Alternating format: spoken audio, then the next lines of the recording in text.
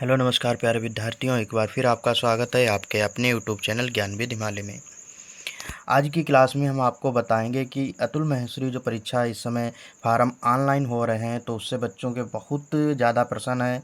बच्चे सोच रहे हैं कि फार्म की अंतिम तिथि क्या है या फार्म को भरने के लिए कौन कौन से कागज़ की आवश्यकता पड़ रही है और इस परीक्षा में कितने पेपर होंगे, कितने प्रश्न पूछे जाएंगे, किस किस विषय से प्रश्न पूछे जाएंगे, या बच्चों के मन में प्रश्न चलता है कि कितने नंबर पर हमें धनराशि मिलेगी जो अमर उजाला फाउंडेशन की तरफ से बच्चों के सपनों को उड़ान देने के लिए जो धनराशि दी जाती है तो कितने नंबर आने चाहिए, एक पेपर में क्या क्या होता है, परीक्षा कब होगी। ऐसे विभिन्न प्रश्न जो हैं बच्चों के मन में चल रहे हैं, तो उन सभी प्रश्नों को हल करने के लिए ये वीडियो आप लोगों के लिए बनाई है। अगर आप पूरी जानकारी लेना चाहते हैं तो वीडियो के लास्ट तक बने रहिए।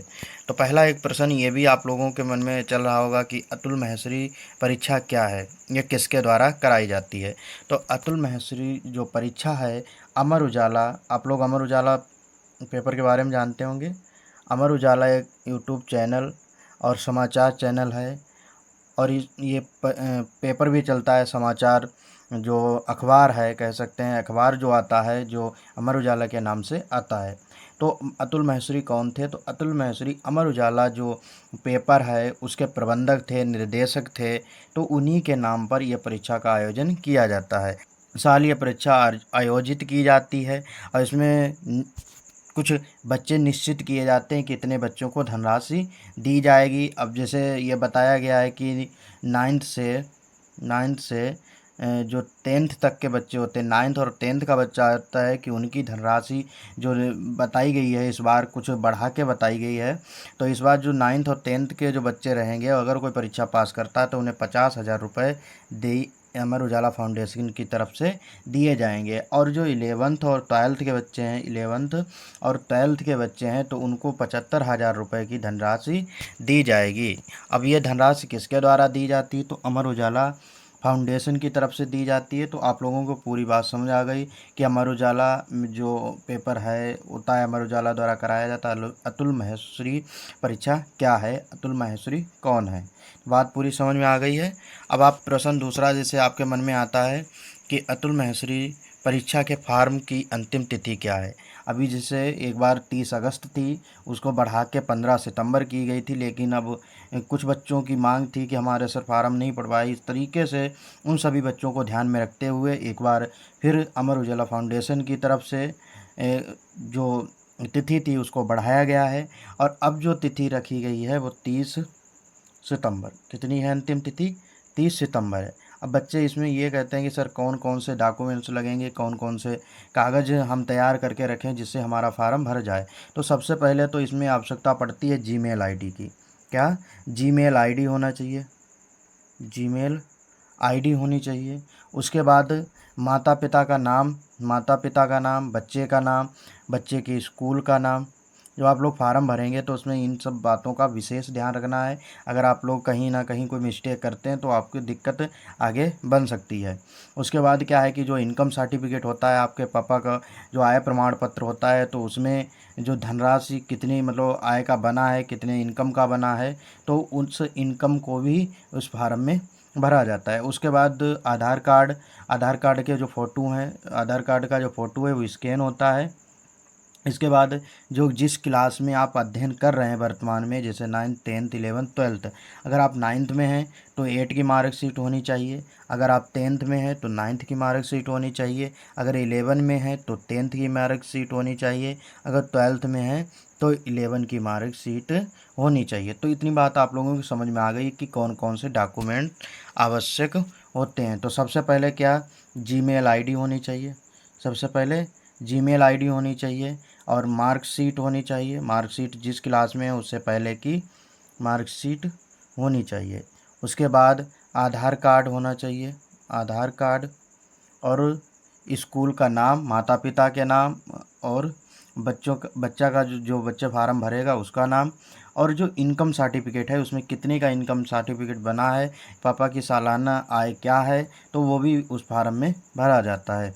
तो इतनी बातें हो गई कि परीक्षा से संबंधित कि परीक्षा के फार्म और परीक्षा के फार्म के लिए कौन कौन से डॉक्यूमेंट्स की आवश्यकता पड़ती है। अगला प्रश्न है कि बच्चों के मन में ये प्रश्न चलता है कि अतुल माहेश्वरी जो परीक्षा है वो कब होगी। अतुल माहेश्वरी परीक्षा कब होगी, तो आप लोग मान के रखिए कि नवंबर के लास्ट तक इस परीक्षा का आयोजन किया जाएगा। कब?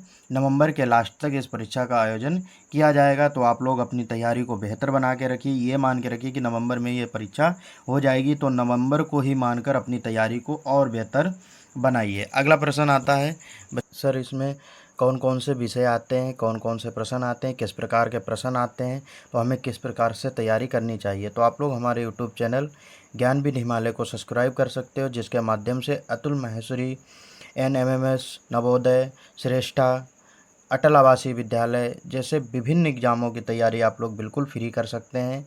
तो अतुल माहेश्वरी परीक्षा की तैयारी करने के लिए भी हमारे व्हाट्सअप ग्रुप को ज्वाइन कर सकते हैं, जिसके माध्यम से आप टेस्ट दे सकते हैं और हमारे यूट्यूब चैनल ज्ञानविद हिमालय को सब्सक्राइब कर सकते हैं और पूरी तैयारी को बहुत अच्छे तरीके से आप लोग कर सकते हैं। आप लोग ग्रुप अगर ज्वाइन करते हैं तो उससे क्या है कि आपकी जो तैयारी है कितनी अच्छी चल रही, कितनी नहीं अच्छी चल रही, तो उस ग्रुप के माध्यम से बच्चों के टेस्ट कराए जाते हैं। तो आप लोग टेस्ट दीजिए और कैसे प्रश्न बनते हैं उन टेस्ट के माध्यम से देखिए और तैयारी को अच्छी तरीके से करिए। तो प्रश्न ये भी बच्चों का आ रहा है कि बच्चे पूछ रहे हैं कि सर अतुल माहेश्वरी परीक्षा में कौन कौन से प्रश्न आते हैं, कौन कौन से विषय के प्रश्न आते हैं, कौन कौन से प्रश्न आते हैं। तो आप लोग इसमें ध्यान रखिए कि किस प्रकार के प्रश्न पूछे जाते हैं, कौन कौन से विषय पूछे जाते हैं। तो सबसे पहले तो आप हिंदी की तैयारी अच्छे तरीके से करिए, हिंदी ग्रामर के प्रश्न पूछे जाते हैं। उसके बाद कंप्यूटर के भी 2-1 प्रश्न पूछे जाते हैं, कंप्यूटर के प्रश्न पूछे जाते हैं। कंप्यूटर के बाद आप लोग मैथ की तैयारी करिए, मैथ जो अंक गणित वाली होती है मैथ के प्रश्न पूछे जाते हैं। उसके बाद जो क्वेश्चन पूछे जाते हैं, फिजिक्स के क्वेश्चन आते हैं, बायोलॉजी के क्वेश्चन आते हैं, केमिस्ट्री के क्वेश्चन आते हैं और रीजनिंग जिसको तर्क शक्ति कहते हैं, रीजनिंग के प्रश्न आते हैं। उसके बाद जो क्वेश्चन पूछे जाते हैं हिस्ट्री से क्वेश्चन पूछे जाते हैं और कॉन्स्टिट्यूशन जिसको संविधान कहते हैं।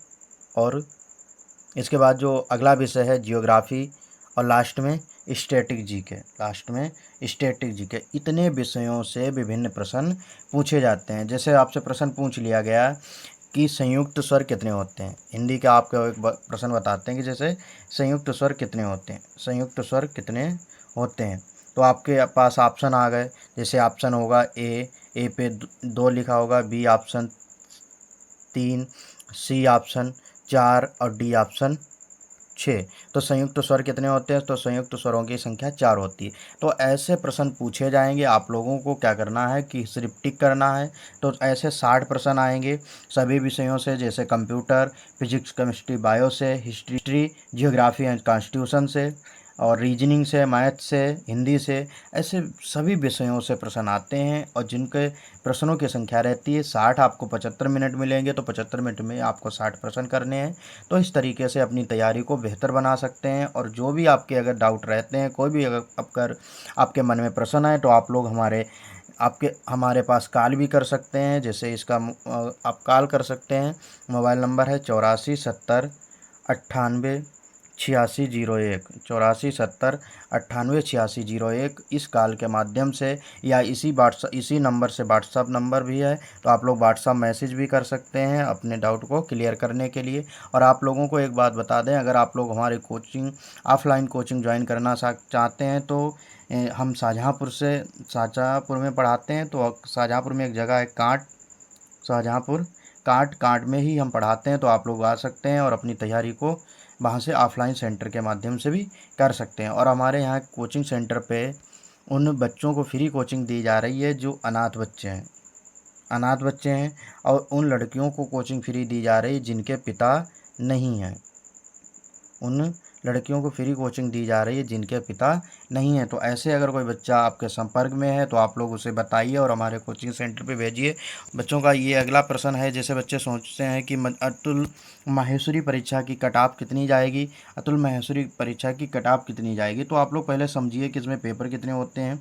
इसमें 2 पेपर होते हैं, एक MCQ प्रश्न पूछे जाते हैं और एक निबंध लिखने को दिया जाता है। जो इंग्लिश मीडियम के बच्चे इसमें सॉरी CBSE बोर्ड के बच्चे फार्म नहीं डाल सकते हैं। CBSE बोर्ड के बच्चे जो होते हैं वो फार्म नहीं डाल सकते हैं। इसमें MCQ क्वेश्चन पूछे जाते हैं। MCQ क्वेश्चन कितने पूछे जाते हैं? 60 प्रश्न पूछे जाते हैं। MCQ के जो क्वेश्चन पूछे जाते हैं वो कितने प्रश्न पूछे जाते हैं? 60 प्रश्न पूछे जाते हैं। और इसमें एक निबंध लिखने को आता है, निबंध भी 60 नंबर का आता है। इनमें समय कितना मिलता है? 75 मिनट का समय इधर इसमें मिलता है और 75 मिनट का समय। ये टोटल 120 नंबर का पेपर होता है। 2 पेपर होते हैं। कितने पेपर होते हैं? 2 पेपर होते हैं 120 नंबर के। अब आप सोच रहे होंगे कि सर कितने नंबर आ जाएं तो हमारा सिलेक्शन हो जाएगा। तो 120 में से आप लोग मान के रखिए कि आपके नंबर 90 तो प्लस होने चाहिए, 90 नंबर होने चाहिए। 90 नंबर से अगर कम हैं, जैसे 80 हैं, तो उम्मीद है कि सिलेक्शन हो जाएगा।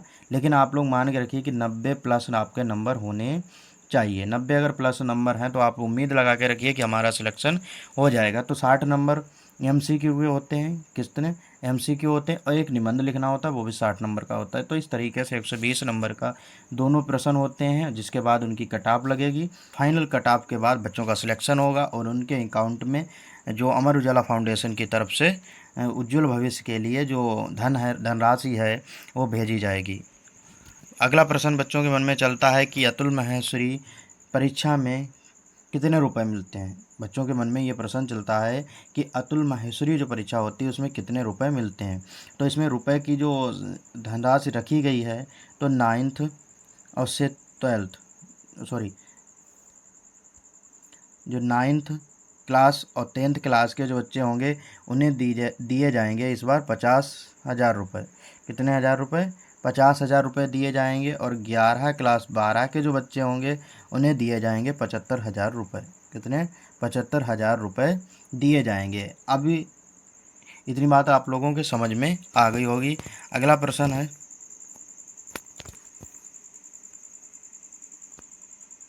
तो आप लोगों के सभी प्रश्न क्लियर हो गए हैं। अगर कोई प्रश्न ऐसा है, आप लोगों के सभी प्रश्न क्लियर हो गए हैं, कोई ऐसा प्रश्न है जो आपको हमने इस वीडियो के माध्यम से नहीं बताया, तो आप लोग कमेंट के माध्यम से बता सकते हैं कि सर इस प्रश्न का हमें जवाब दीजिए, ये प्रश्न के संतुष्ट करिए कि ये प्रश्न जो मन में प्रश्न चल रहा है उसके बारे में सर जी पूरी जानकारी दीजिए। तो आप लोग हमें कमेंट के माध्यम से बता सकते हैं। कोई प्रश्न आपका छूट गया है तो आप लोग हमें कमेंट करिए और आपको हम दूसरी वीडियो के माध्यम से उन प्रश्नों के जवाब देंगे। धन्यवाद।